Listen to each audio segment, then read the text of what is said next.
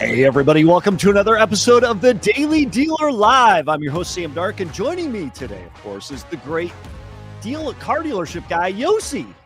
Yossi, what's up?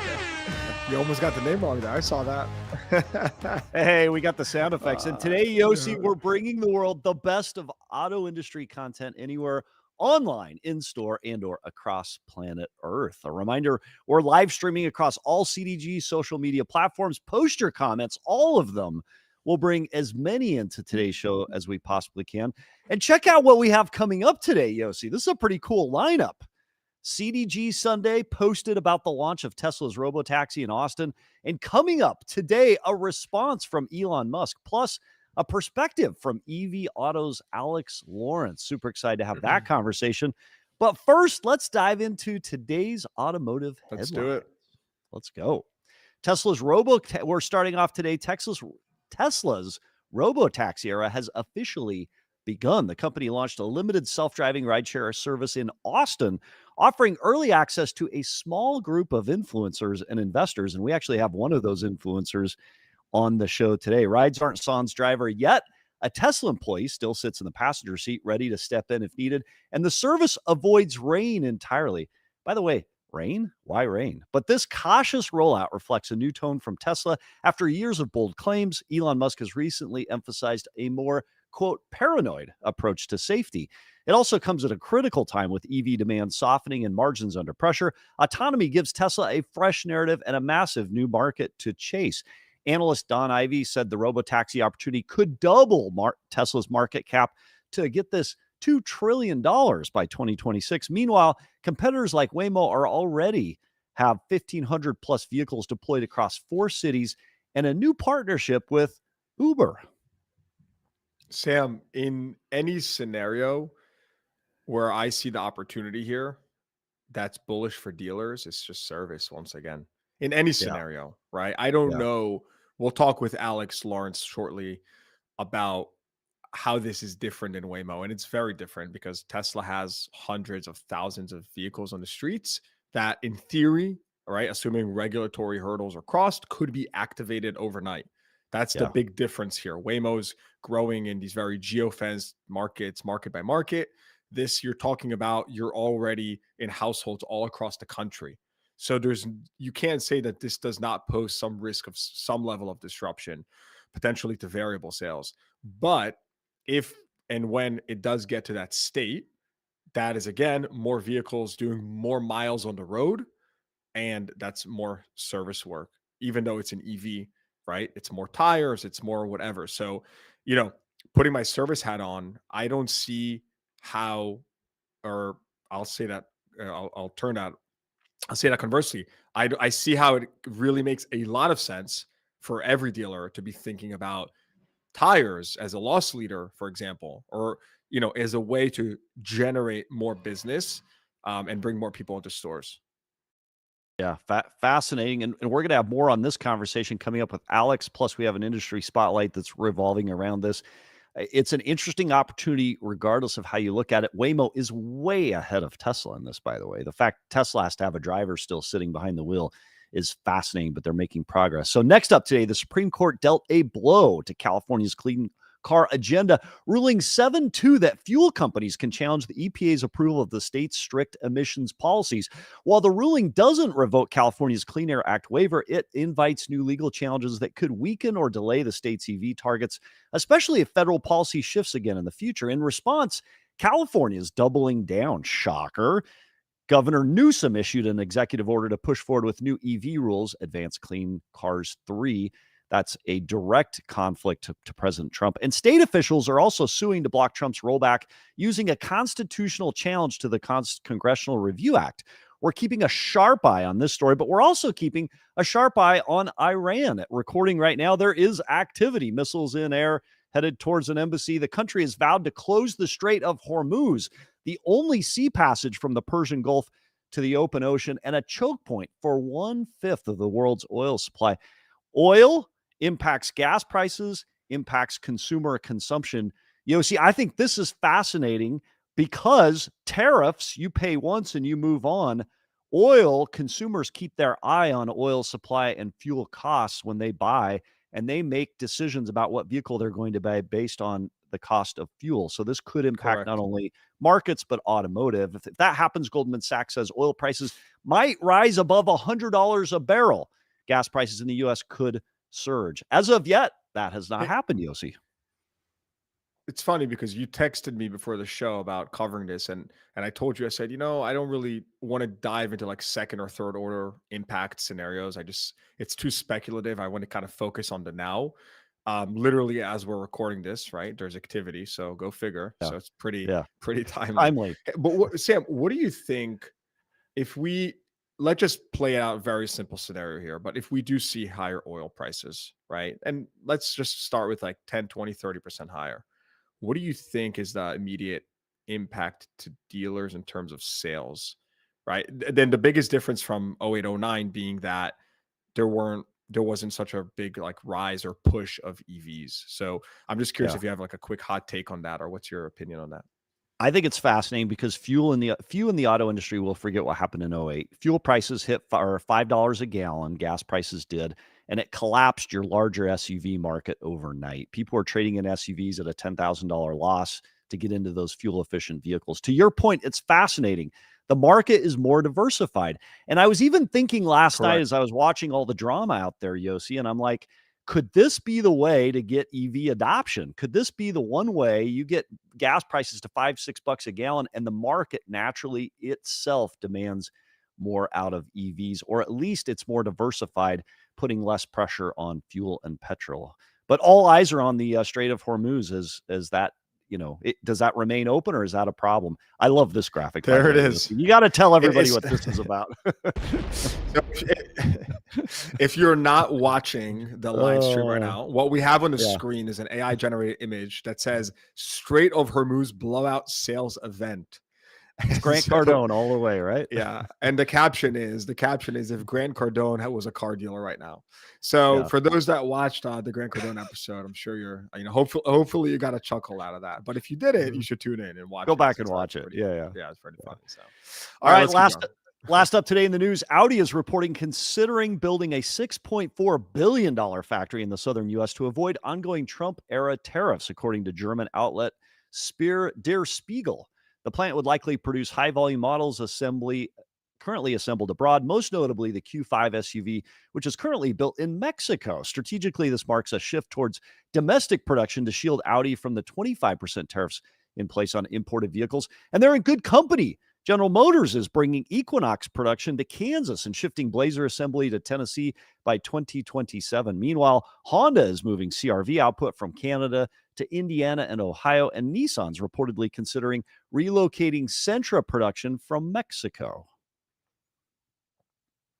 And Yossi, that's the news for this Monday. And I think a lot of interesting stuff that we'll hear more of as we go into today's guests. But let's dive straight into our first guest. Let's do it. Welcome to the show, CEO, owner of Koons Motors, Alex Perdikis. Alex, welcome to the show. Thank you for having me, guys. I really appreciate it. Welcome. Love what y'all do. And Alex, Yossi mentioned the breaking news as we're online, as we're recording for those listening to the podcast, Missiles in Air. You were the one that brought that to my attention anyway. Right. You've got Fox News on, or you've got some news channel in your office. Why do you follow these current events? What's the importance to you as a dealer? Well, I kind of have a routine. And one of the first things I do in the morning is I have street signs on CNBC. And then I typically watch CNBC in my office, even at the dealership. Where our main headquarters is, and it keeps that you kind of got to be on your game when it comes to current events and what's happening in the markets. I mean, our business is ground zero for the economy and what's happening. We literally can read the pulse on an hourly basis based on what we're seeing on the showroom floor and through our online activity. The automotive industry is a key indicator of economic health in the United States. So goes automotive, so goes the overall economy. So on that note, how is biz, Alex? What's business looking like in your world? So we have a Ford dealership. We have 2 Lincoln showrooms, and then we've got a Mazda dealership. So a little bit of a diversity, as well as a pretty big used car operation. But with that said, business is good. Ever since Ford kind of stepped up and came out with the employee pricing program, we've seen a huge uptick in our Ford business, second half of March into, into April. May was a huge month, one of the biggest months we've had in a couple different departments. June, first 2 weeks of June, good. They're ahead of last year. We're a little bit behind May, but May was a very good month, so a little bit expected. May was 31 selling days, 5 weekends, 2 extra days for market share, ending June 2nd. So we expect June to finish really strong, though, as we head into the 4th of July weekend. But things have been good. I'm really proud. This is one of those moments where you're proud to be a Ford dealer, and you're just so happy they stepped up and came out with this program. It's interesting because Ford's really gotten it right several times, right? You think about going into '08 and the way they refinanced everything, they came out strong out of that. They've done well through this. Tell us a little bit about your marketplace and who you are, where you're located, Alex. So we're about 7 miles north of the White House. So we're really just kind of right outside the Washington D.C. We're in the Maryland suburbs. We have a dealership in Bethesda, Maryland, which is our Lincoln store. It's one of the few vitrines that's out there in the country. Very, very high income, very affluent area. Great spot to have a Lincoln showroom. Then we've got our Ford Lincoln store in Silver Spring, Maryland, which is in an auto park with all sorts of brands and competition, which is a good thing. And then we've got our Mazda dealership that's right separate next to our Ford building that we have as well in Silver Spring, Maryland. And it's an auto park. So I'd love to talk a little bit about Mazda, but before we go into that, given where you are, government workers, I imagine, are a big percentage of your clientele. Sure. Do you notice through the recent administrative change and some of the cuts to government staffing and employees, have you noticed any impact to business, or is it diversified enough that it hasn't impacted things much? We're pretty well diversified, and we've had back in the day, during government shutdowns, we've done programs for free oil changes for any government employee and different things. There it is. Yeah. Leaning in. Grant Cardone, right there. Yeah. Within the, things within the community to get people in the store. I mean, we don't sell Porsche, but I can tell you we did a couple Porsche oil changes, and that was our techs learned how to do those pretty quick. But yeah. And a lost leader. Yeah. Right. Exactly. Big time. So you get those people in the family, and they're trading their car in for a new Ford or a new Mazda, whatever it may be, or they're getting something for one of their children. And, I'm born and raised in Washington, D.C., which is a pretty rare thing. Most people are transient and have moved here because they work for the government or some version, whether you're a contractor or they might be in the technology business living in Northern Virginia. But, being in this area, government is a huge part of what happens. And so you've got to be aware of that and aware of your surroundings. In the beginning, I would say people were definitely worried, when Doge first really started coming out and, Elon had the chainsaw like that, I think that got people nervous. But I have to say, when Ford came out with this program and things started settling down, and, I have a lot of friends whose contracts got called back in, and it's kind of back to business as usual. Back to business. Yeah. Hey, Alex, what's the most important part of this program? Can you explain it to the audience? Of your program or the Ford program? No, the Ford program. Oh, so everyone that buys a Ford in America gets employee pricing, and it's not dealership employee pricing, and it's not some gimmick. You actually get Ford factory employee pricing. So if you work for Ford for 30 years, you're getting the same price as someone that's work that hasn't, right? And vice versa. If you're coming into looking at a new Explorer, you're getting the same price as that Ford executive that's been with Ford for 20 years. Like, there's literally no difference. And what's great about that, it's simple for the customer. It's simple for the employees. It's simple from a marketing message. There's very, very few minor exclusions, obvious things like Raptors and specialty cars, new Expedition, new Navigator, the 25 models. But outside of that, it's simple. And, I think Alex, I think that was my question. It's, do you think it's simply just the branding, like the positioning that is so powerful here, like you're in, right? Because you could tell me what is like roughly the average amount that is actually being discounted per vehicle. Do you have like a rough idea right now? I don't have it in front of me, but I would have to say like a 4 to 8 plan is probably about 15% off, roughly, maybe a little, depends on the model, maybe a little bit less, because you're taking out any markup, you're taking out holdback, you're taking out, any sort of incentive there, advertising wise. So, and then Ford is literally they reimburse us back the loss. So the margin is good on it, right? It's great and simple. It's very good. Yeah. But better than a negotiated deal pre. Yeah, I think the positioning is strong, and I think other OEMs could learn from that. And some of them listen to this podcast very religiously, and I'm sure that hearing about the success, I think they'll take into consideration. I think back to I started selling cars in 1997, right? Pretty much right after I graduated from college, and I look back to 2001. Unfortunate, big event, September 9/11, and that week. And I see this gentleman occasionally, a couple times a year. Rick Wagner was the CEO of General Motors at the time, and I was a general manager actually at the time at this big store in Tyson's Corner, this big Chevy store. And when he came out with 0% financing, I mean, literally, when I see him, I joke, I said, "You're the man that saved the U.S. economy." Like, that was the General Motors thing. Rick came out with that program 0%, and that just. I mean, our business exploded from that point on, and there was so much uncertainty, right? And so again, economic indicators in the showroom floor. We're on in our digital presence and in our internet leads, that we get throughout the day. So, and you fast forward to 07, 08, 09, or 08, 09 with financial crisis. You look at a company like Ford. Ford didn't take any bailout money. You go into COVID situation. When that happened, 2020, everything's getting shut down.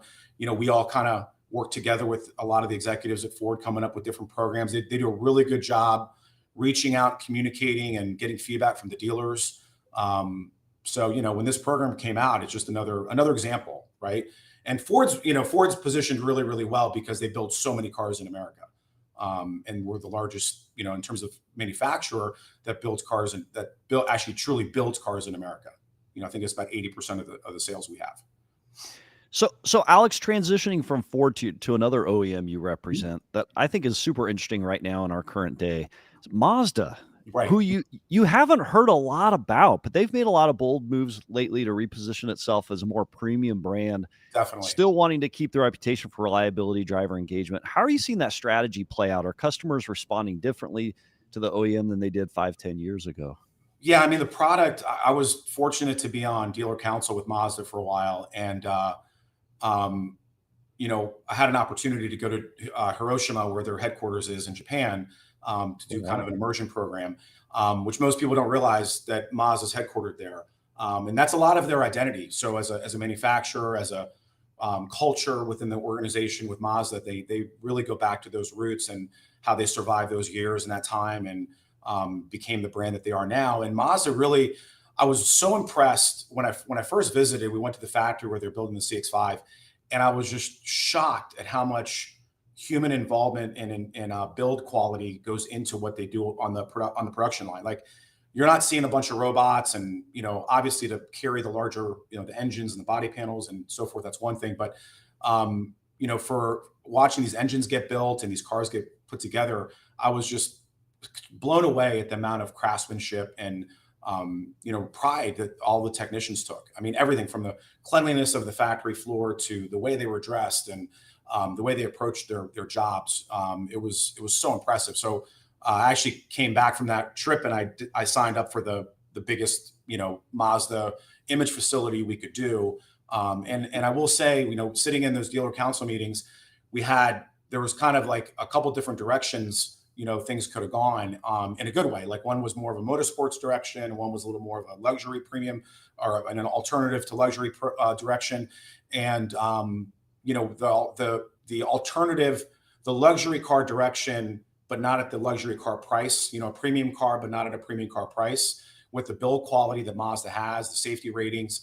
That was just the right way to go. And if you sit inside a CX-90, like a signature edition, I'll tell you that I'd sit in a Range Rover or one of those two. You're not going to feel a whole lot of difference. I think I saw somebody posted the interior of a CX-70 the other day and put a piece of tape over the Mazda insignia. I swear to you, I thought it was a Bentley for a second. I mean, from a picture. I mean, So the product quality and where they've gone is fantastic. And then, a lot of people don't realize how much influence Toyota has with Mazda. They got the joint venture factory where they're building a CX-50 now, and here in America. And then they've got, the old captive lender, which was Chase for many, many years, went away, and Toyota Financial came in. So now, TFS is MFS. So Toyota Financial is Mazda Financial. And what's beautiful about that, from my perspective, I ran a big Toyota store for many, many, many years. And all the same people that work at Toyota Financial are working at Mazda Financial. So it was good for me because it was an easy transition when they took over. But it also showed me that some of the best in the industry, Toyota has a great reputation when it comes to their management and the way they run things. Some of the best in the industry are now overseeing Mazda. So I feel like Mazda it's still got a lot of runway to go and a lot of market share that I know we want to capture and gain. But man, it's a great vehicle. Alex, you mentioned an immersion program, which I haven't heard a lot about something like that in automotive. It almost makes me think of like the Saturn brand, where you went back to Spring Hill and you spent time there and kind of, lack of a better way of putting it, you drink the Kool-Aid. You came back from this and built an enormous facility. What is the immersion program? Some dough. Yeah, and how big was the facility they got you to build after? Well, we went as large as we could go. So we are in Montgomery County, Maryland, where we're located. There's a lot of challenges. I'll just put it that way when it comes to construction and taking up green space. Okay, so we went as big as we could go. So our showroom in and of itself is about just under 10,000 square feet. And then we've got right next to that, we've got a service write-up area and a customer lounge and a small drive-through for drop-off and so forth. And then we built what's called the jewel box. So a lot of people, you'll see these Mazda dealerships that have these big, like 2-story glass little structures or glass. Yes, you want to call it. They call it the jewel box, and that's kind of the signature element of the top image facility. So it almost looks like an element borrowed from maybe Carvana or something, right? Yeah, kind of like that. Yeah, exactly. Yeah. And so we have there's a lift there, car goes up there. You got a couple cars on display, and it's actually really beautiful. It was one of those things when I did it. We were one of the first ones to do it in the Washington D.C. area, but once it started going up, and it was kind of like once we signed the paperwork and the building started going up, I was really happy we did it. We just had to work around a lot of environmental issues when it came to water runoff and stuff like that. So I've got a beautiful swimming pool out back that costs more than a lot of swimming pools for the water. Anyhow, but it's great. And going through that program in Hiroshima was fascinating, just to get a little more understanding of the culture of the brand and what their ultimate goals were. Yeah, I think that's a super interesting process that they do. It must be unique to Mazda and maybe a couple of others, but obviously it worked by getting you all in on the facility. How many new Mazdas do you sell a month out of that new facility? We sell roughly 100 new. Depends. Oh, wow. Sometimes, that's big. Some months we're in the 80s. Some months we're in the 120s, 115. But we're one of the larger Mazda dealers. There are some big Mazda numbers out there nationwide. There's stores selling over 200. It's well over. Alex, we could have you on all day, but we're almost to the end of our time. But there's one other question I'm just super curious about. So Mazda is a brand, EV, kind of put its foot into it, hasn't gone all in like many of these other OEMs have. You're in a state that is trying to push more EV mandates. There's the ACC2 mandate in Maryland. What's your take on this state legislation that would require 43% of new vehicle sales by each manufacturer to be zero emission by 2027? You think that's going to stick? Will that go away? There's no way it's happening. I'm sorry. It's just not. It's not possible. Even if we all wanted to go today, right, and start now. Not to take a phrase from one of my favorite new shows, but if you've seen Landman with Billy Bob Thornton, if we were to start today, 30 years from now, we still wouldn't be there.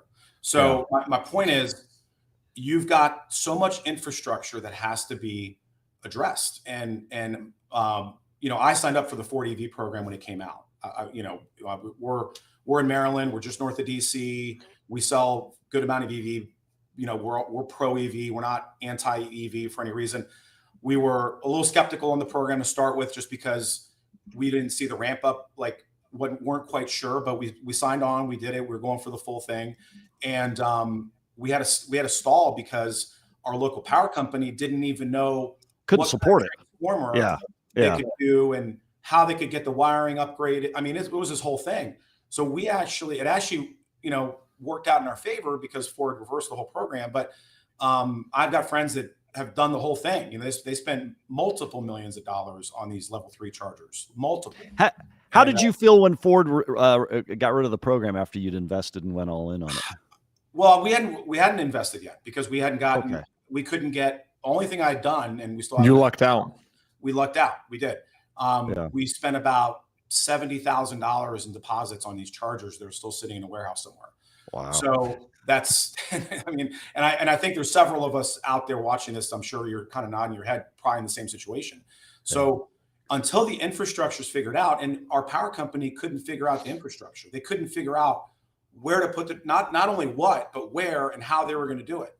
And we kept the beautiful thing with Ford. There was never, we have really good open line of communication. So we were constantly in contact and letting them know what's going on, and everybody understood. We're checking the box and we're making progress, but we would send them the information that we were getting, and fortunately they understood, right? And I think, around the country, it's an issue. And infrastructure has to catch up before adoption can become full.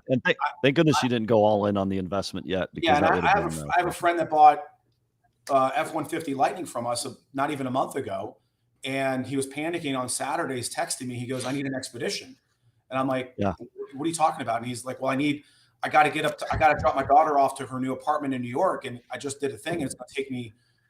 7 hours, an extra 3 hours just to find to the 2 charging stations. And I don't even know if one of them's working, this whole thing, And so I'm scrambling to get the guy a car because he's a good client. And meanwhile, he just bought this $80,000 F-150 Lightning. He can't take his daughter to her new place in. So it's a problem. And on that, Alex Perdikis, we appreciate having you on with us, CEO, owner of Koons Motors. We appreciate your perspective and insights into the industry. Thanks for being on the show. It was a pleasure. Alex. Thank you, Alex. Thanks for coming on. Thank you. Interesting, right? The infrastructure is not there yet in his case. And can you imagine being a dealer that went in all in and has to deal with the pullback? So this is such a niche internet culture meme right now that might be very too niche for this platform. But when he was saying his friend was panicking in the Lightning, there's this meme circulating where people are like, "Don't be a panicking," where Trump tweeted, "Don't be a panicking." Like, apparently that's like a new word. And so when he said that, the whole thing that goes to my mind, my brain is so rotted from internet already. It's like, "Don't be a panicking, my friend. Don't be a panic." Anyways, that's my that's what goes through my mind when people talk. So well, I'm gonna go look at it. But let's transition over to the industry pulse today. Yossi, you and CDG posted this past weekend about the Robo-Taxi launch in Austin, Texas. We talked about sharing a response by Elon Musk to the Tesla Robo-Taxi, and we have it. Elon Musk reposted your tweet. Tell us what that tweet said. He did. Yes, he did. He did not. He's not here right now to come on the show, or maybe he is. Maybe there's a surprise. Maybe there's a surprise for later in the show, Sam. No, he's not. He's not coming on today, unfortunately. But he did retweet it.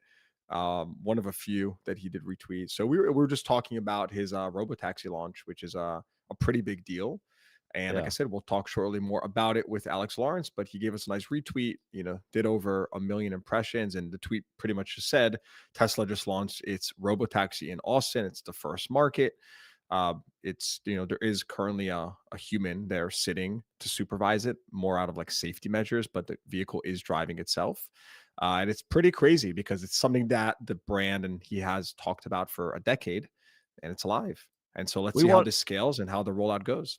We wanted to share a few of the responses to the CDG post with our audience. Let's bring up the first response. First up from Chris Carroll says, "This new era will fundamentally shift away from car ownership. With Robotaxi costing significantly less than Uber, many will opt for it as their primary transportation, ditching personal vehicles." Wild. Also, as a comment out there, I think that's false. I think that I think it's going to eat into Uber's market share. But these things, to get these things to be ubiquitous on every road across the country, to give you, or at least to give you the flexibility of a personal vehicle. I think we're far away from that day. So I'll go with false. Okay. All right. And we may have the Elon Musk post where it shows him making a presentation about this very thing. If we have it, let's load that.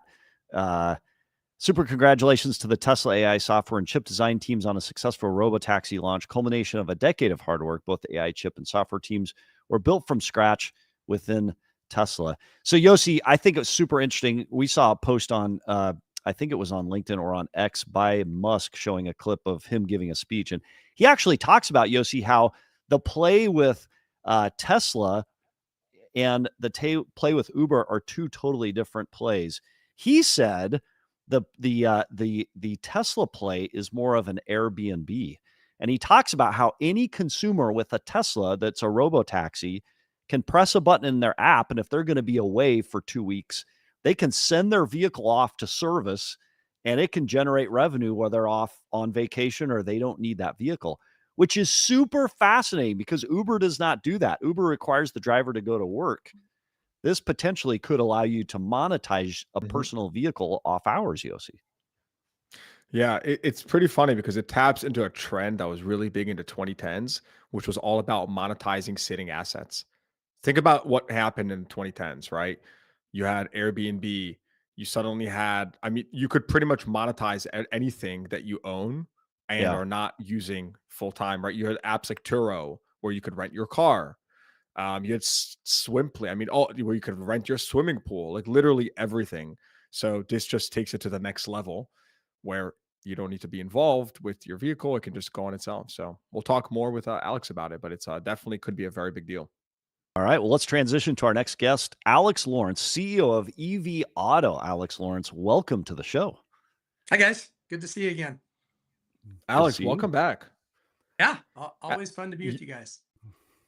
Alex, I saw you recently in DC meeting with some people from, I mean, can you tell us, I mean, what do you like? I remember, it's crazy, Alex, you've been on the show before, and you were previously, or when you started just the dealerships, it was so early on. I remember you DMing me, hey, like we're getting kickstarted, and I don't know, maybe like you were like, do you mind commenting on I don't even remember specifically what it was, but it seems like you've grown tremendously fast. You came out with, mobile service. I saw recently, EV specific. Now you're in DC meeting with, lawmakers and people. I mean, what's going on? Give us a little update on yourself and business and everything.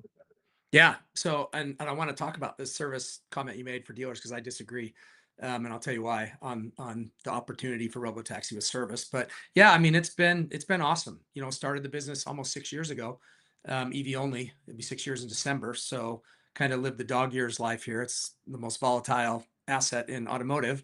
And so never a dull day, but yeah, we've got 2 locations open now. We've got two in Utah, a third opening in Nashville in the fall. We're working on a fourth.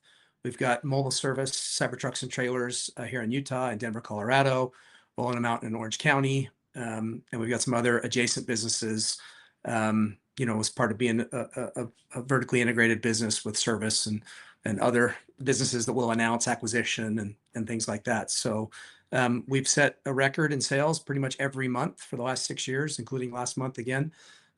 So we've grown dramatically and are excited about continuing to double down. We've never taken any money out of the business in the 6 years. So we've doubled down, and continue to do that. Very strong. And what were you doing in DC the other day? Tell us about that. Oh yeah, sorry. So some folks invited me to come talk about the used EV tax credit, and my perspective is a little different than most. I mean, I voted for Trump. I love about 80% of what he does. About 20% I scratch my head on. Same thing with Elon. I don't believe in government mandates and stuff like that, which is kind of unpopular in some EV circles. But the EV used tax credit, as unbiasedly as I can say it, because I sell hundreds of them, is equal to all dealers. So I used to be the only one buying Teslas, and everybody wanted to sell me theirs. Once dealers realized there was this EV tax credit that could get a down payment for customers they couldn't sell another car to, all of a sudden they became huge fan of used EVs. And so the competition for them increased dramatically, which I'm great with. but it leveled out the playing field and that anybody can sell them. And the people that they're selling them to, I mean, these are under $25,000 cars to people that make under 75,000 a year. And so I know from firsthand experience, it's blue collar, entry level, white collar folks that now everybody can sell to. And so that was not what the Biden administration meant to have happen, but it is what happened. And so I was trying to advocate for that, even though I'm going to lose that argument in a big, big way. So, but I still went. Hmm. Okay. Tell us now. Tell us about used EV service. You said you disagree with my take, so go ahead. Tell us what you think. Yeah, so I think you said, hey, there's going to be an opportunity with Robotaxi for tires and things like that, right? Well, Tesla is going to just let you have that car drive to them to get serviced and tires. Why Mm, would you have it drive to you and then go take it to the Ford dealer to put tires on for you or the tire shop? Especially with Tesla, who's probably going to undercut their prices and you can get tires cheaper. It'll just drive to their service center. They'll do the tires and it'll drive back. And so, yeah, I don't think there's going to be a big service opportunity for people because of robo taxis. wow. So that is fascinating. But one question there, right? I'm assuming that's not going to be mandated, right? Meaning it's a free No, market. I can send my vehicle to service itself wherever. assuming they'll accept the vehicle that doesn't have a driver into the service lane, which they probably will, but They that's going probably to be a will. new experience to them, right? But yeah, I mean, I look at again, if you're forward thinking enough to put your car in a robotaxi fleet, you're going to be fine with it going to Tesla, especially if the price is equal to or Mm, less than. Why are you going to take it out of that and go to, especially if they've got your card on file, they know exactly what tires, you can pick a couple ones, they're going to be equal to or mm, lesser than in price. I just don't know why these forward-thinking folks would take it out of the Tesla network just to get some tires yep. or brakes or something like that done. Our service center is slammed and we have done no advertising. And that's because people are like, hey, well, they know us, they know our brand and so forth, but they're also like, these guys are EV only. They're going to do a better Yeah. job or perceived a better job. And so they're Yeah. already coming to us instead of the alternative. And Tesla is that next level up in terms of service for an EV Mm. only. So who wins and who loses here, right? Or do you think that this is just not material enough to have a meaningful impact? Because what comes to my mind is like coastal dealerships in these markets where EV demand is much higher than at least say Central America, Midwest, right? Stuff like that. What's your take on winners and losers here? Yeah, I mean, I think it's a function of geography and time. And so, I mean, there's also we can talk about Waymo and Uber and stuff. So you just want me to talk about the consumer and dealers, winner and losers first? Yeah, I'm just thinking you're pushing back on the argument that service could benefit, dealer service could benefit. I get it, but I don't think it's that clear to me, right? You may have taken me from okay, dealers will win on service here to I'm rethinking and just kind of re-underwriting that perspective. And I think that's a fair point based on what you just said. I'm not sure, right? Dealers are very creative. And so I asked myself, what benefit could a dealer possibly have? Right? Is there like a cost structure benefit where I could charge less for something? Right? This is where, like, I'll give you an example. Maybe I charge less for the tires, and I mentioned this earlier, as like a loss leader than a Tesla, which incentivizes the consumer to send it to me. But then I get additional work. I don't know. I'm just trying to think this through of like how do we extrapolate this to winners and losers as this continues scaling? Yeah, I mean, I thought a lot about it, and I'm in the EV only business and the EV service business, and I don't think I'm going to get a ton of new business from Robotaxi folks. So, I'd love to be wrong, but on the dealer side, this whole idea of replacing people that don't want to own cars, they just essentially want to rent cars. You nailed it. I mean, in places, big cities and stuff, where driving other cars, Uber, taxi, Waymo, Lyft, whatever, is already a big part of a lot of people's lives. That lends itself to that working much more easily there. As you go outside of those areas, whether it's coastal or there's other places in the Midwest, bigger cities, then yeah, and also some of it's just not practical. they're going to have Model Ys, but what if I need a truck? Or what if I, Hmm. there's just other use cases, and maybe over time, Cybertrucks will be in the fleet, things like that. And then the other thing is time. I mean, if you look at the adoption curve of new technologies, it's going to take time just for comfort levels to go up. And so I don't think it's going to have a really meaningful impact on car sales for quite a while. I think the new generation is going to have to work that way through the adoption curve. But I think it's going to absolutely put Waymo and Uber and Lyft out of business. I think they're toast, Okay. and I can tell you why I So, think that. and I want to take a pause for a second from the future, and I want to talk about present day. You are an independent dealer, right? You don't have the franchise shingles above your head. For the independents listening, or for the used heavy dealers, who are your, and speaking of affordability, which you mentioned, used EV tax credit process of, or it won't be here forever, it's going to go away soon, or so it seems. Who are you lending with today? Like, who are your top lenders that you're leveraging today at your Yeah, I stores? mean, in my market, there's a credit union network that's really powerful and kind of somewhat regional. That's our bread and butter. But then, Capital One is another great partner for us. On we're selling more and more cars out of state, and different credit levels and stuff. So those are our two primary lending groups by far here. We've got a bunch of others, but those are the two that work the best and the most often for these types of customers for us. Okay. Sam, to you.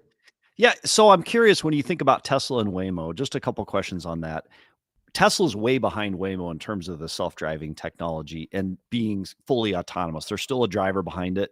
What's up with the rain? Why can't it go out in the rain? How would you compare the two, and how long will it take Tesla to quote unquote catch up to Waymo? Yeah, so I would disagree that they're way behind. I think Tesla is just being ultra careful. Um, the as somebody who's been using self-driving for many, many years, all the iterations of it, it can absolutely drive in the rain. It can absolutely have a person, not the car. You got to remember there's millions and millions and millions of miles every single day that's going into this system that is exactly the same as the cars are using.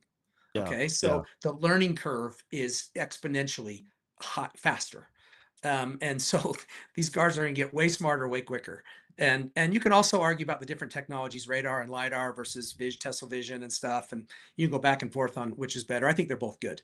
I think the vision side learns faster, and again just accelerates that learning curve.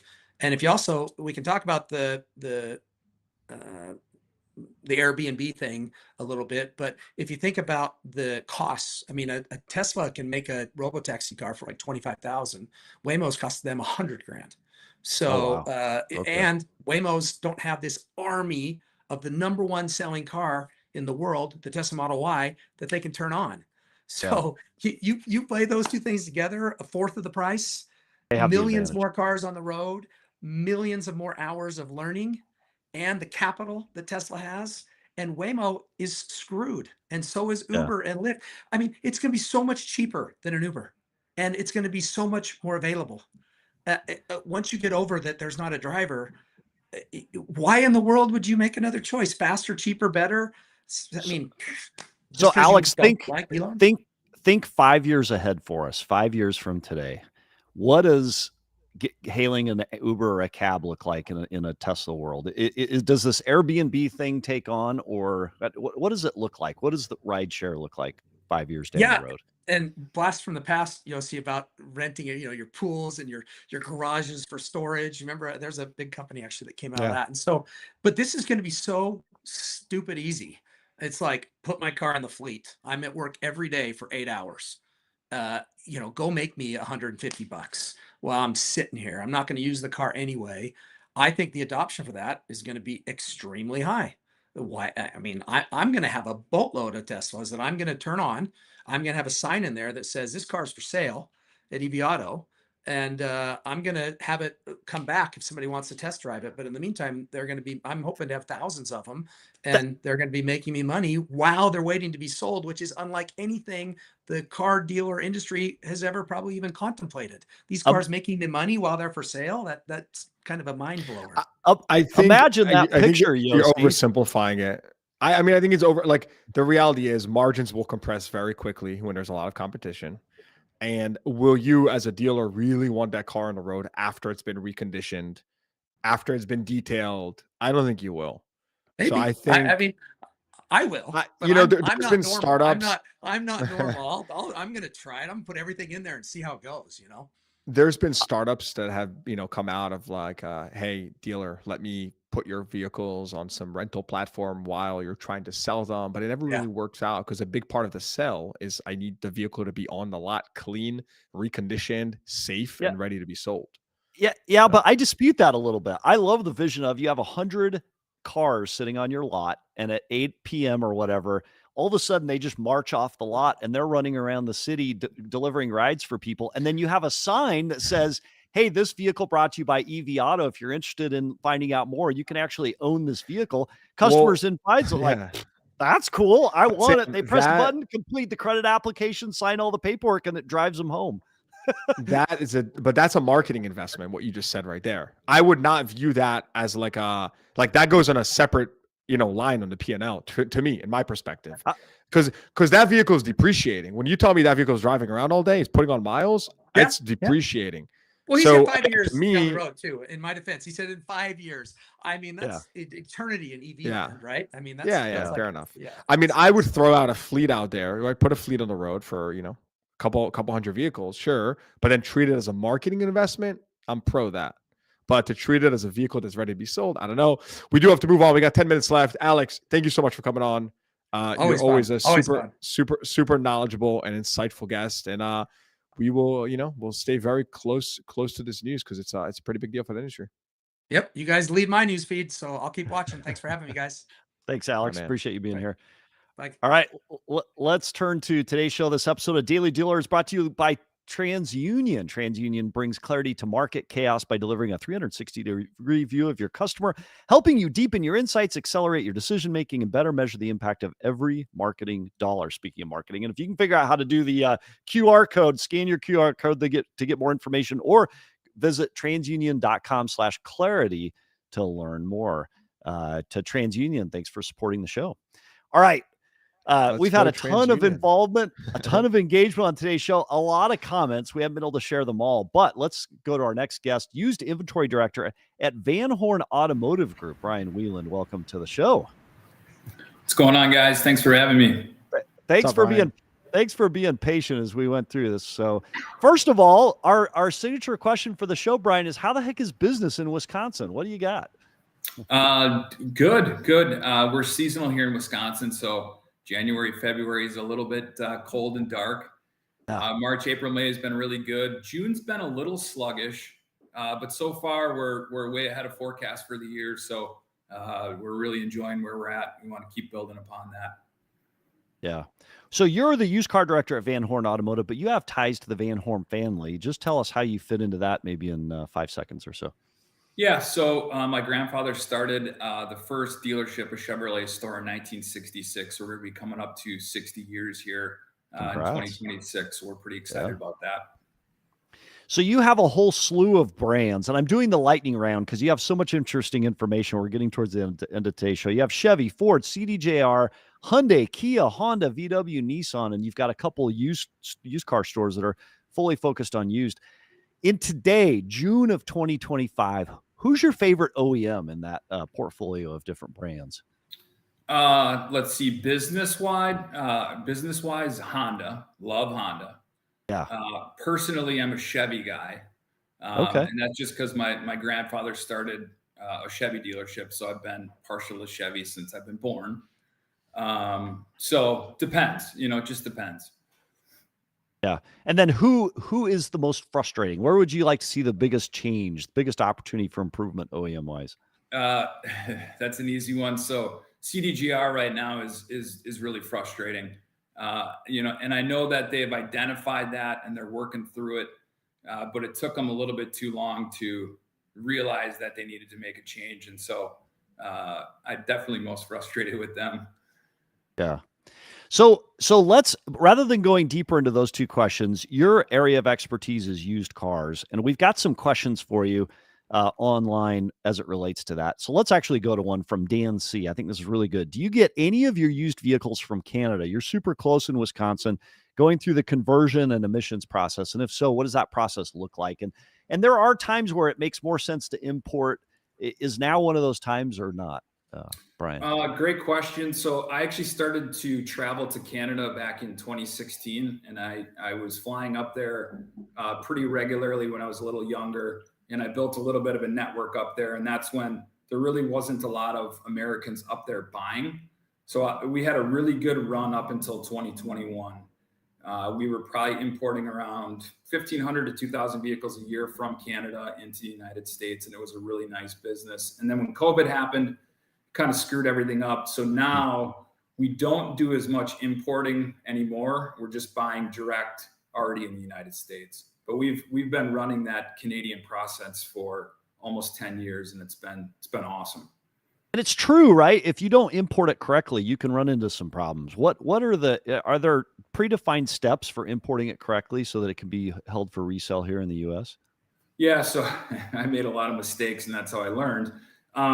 So you have to convert the speedometers, and so you have to use a certified conversion there. You have to have brokers. You have to have the border paperwork. You got to know which manufacturers have warranty, which ones don't, which ones will cover recalls, which won't. There's just a ton of stuff that goes into it. And I kind of did it backwards, where I went up there, started buying, and then just learned along the way. I would not tell anyone to do that. Yeah, that's what comes to mind. There's that Druckenmiller, Druckenmiller, the investor. He has that line: invest and investigate. That's literally what comes to mind. It's like, and by the way, I do the same thing. I just start and I just kind of, learn along the way. Not always the smartest path, but it's second nature. I think it's a car business thing. We just kind of do, we act, and then we figure it out along the way. I like that. Hey, I want to ask you some tactical questions. So I want to transition for a second to sourcing, reconditioning. You do 12,700 cars a year, or you did that last year. So you're moving cars, some used cars. So just talk to us a little bit about, first of all, sourcing. Where are we sourcing from primarily today? What are our biggest sources? Simply for me, it's pretty much North America. I just use the whole North America. Like I'll basically buy and acquire anything that is a good value, and then we'll figure out how to get it back. I've got a team of 5 buyers that specifically do auction purchases, and they work directly for me. They're under me in my direction. Then I have some local guys that do local purchasing. And then we get those all back, and we have a centralized recon facility. So all auction, Canadian, off-lease stuff all goes to one location. They get recon, merchandised, and then they get sent to the store for sale. So we kind of separate that out. So before we talk about recon, what channels are you leveraging today for sourcing primarily? Everything. Used cars? I mean, Manheim, Odessa, direct to factory. All of them. OVE, smart auction. Okay. It doesn't really matter. Wherever the good, because we follow the trend. So, it can be East Coast is cheaper than West Coast. It could be North, South. It can be Odessa's better than Manheim. It's just, we follow the trends. Okay. Now let's shift to recon. You said you got a centralized recon center. Is that for the entire group or just several stores? Yep. So all auction purchases and Canadian purchases, etc., get transported directly to the recon facility, which is in Plymouth, Wisconsin. We recondition them there, photograph them, detail them, and then when they're ready, we turn them live, and then we transport them to the stores. All kind of in a nice process. So I love the idea of this central recon facility, but how do you decide which vehicles go where? How do you avoid preferential treatment to one store or another? Is it the store that buys it? Do you kind of put them out in an open market to all the stores they bid on it? How does that work, Brian? Really great question. So my buyers decide this is where it works really well. They decide where the inventory needs to go and where it's going to do the best. So a store deciding that might be a little biased, or maybe get a little too emotional. My buyers are who place the cars on where they need to go and where they do the best in the market, if that makes sense. Are they, do you, like the way you incentivize your buyers, am I as a buyer incentivized to send it to the store where it's going to sell the fastest, gross to highest? Like, what am I incentivized? So I incentivize them 3 ways, and it's tied to the store. So I incentivize them on forecasted inventory levels at that store, because we build a pretty robust forecast for every dealership. So the inventory follows the forecast. So they need to be at forecast in order to get that metric. So they need to have enough cars on the shelf. Then I incentivize them on turn. So they need to have a specific turn hit each month. And then the store needs to hit their sales forecast for used volume. So sales. So they're incentivized 3 ways. That's very cool. Very cool. I think that's a great process. And it is interesting. Yossi, you said it right. It comes down to the pay and how somebody's incentivized to figure out where to get it. Because I could see how it could cause problems if one store feels like they're getting greater preference over another, and then it turns into politics, right? Which nobody wants. I think one thing I would add there, Brian, where I had a challenge with what you just said, because I did something similar, is what are my constraints as a buyer for turn time or for reconditioning time, right? Because my time to line, because I can buy that vehicle well under, under market value, and I can find many things, but then it might be at recon 2-3 times longer than I'd like it to be. So how do you manage that? This is probably going to be an unpopular answer, but I reset the clock on those vehicles when they get delivered to the store. So I'm only looking at retail cars at the store, and that's the turn that I'm tracking. And it's going to be unpopular because the time has been ticking since we acquired the car, right? But it hasn't been listed online. So in Wisconsin, you can't merchandise a car that's not on your lot ready to go through a safety inspection. So it's actually illegal to do that anyways. So I want to give that car a full chance, which is why I reset the clock to the store and the buyer. Okay. And then what condition, like what's your buying criteria then? How do you avoid them buying projects or vehicles with low CRs? Or do you just put like hard rules on that? Or is there more discretionary? How do you manage that? It's a great question. I think they're about a 9.5 year average tenure. So these guys are pretty seasoned. They've been with me for a long time. I do a ton of training with them. I meet with them every week. And I just help them. I want them to make mistakes, and I want them to buy some cars, and I want them to learn. So I don't really I love that. I don't really try to handcuff them in one way or another, because then they won't buy any cars. So I tell them, go out there, make some mistakes, but learn from it. And then let's all do it together, and we'll figure it out. It's so easy to just discourage, you can quickly discourage a buyer in a big way when you like, why'd you buy that? But I agree with you. Sometimes it's like, hey, mistakes is kind of part of it. You want them to have that reign and so they can grow. I think you're doing it right. And with that, Brian Wieland, used car director of Van Horn Automotive, we appreciate having you on the show today. Thanks so much, guys. Thanks so much. Super insightful. Yossi, what a great show today. A heck of a lot of fun. Thank you all for watching the Daily Deal Live, where we break down the biggest moves in the car business as they happen. Don't forget, we're here every Monday, Wednesday, Friday. So if this is your world, hit like, subscribe, turn on those notifications so you never, ever miss a beat. And we'll see you next episode.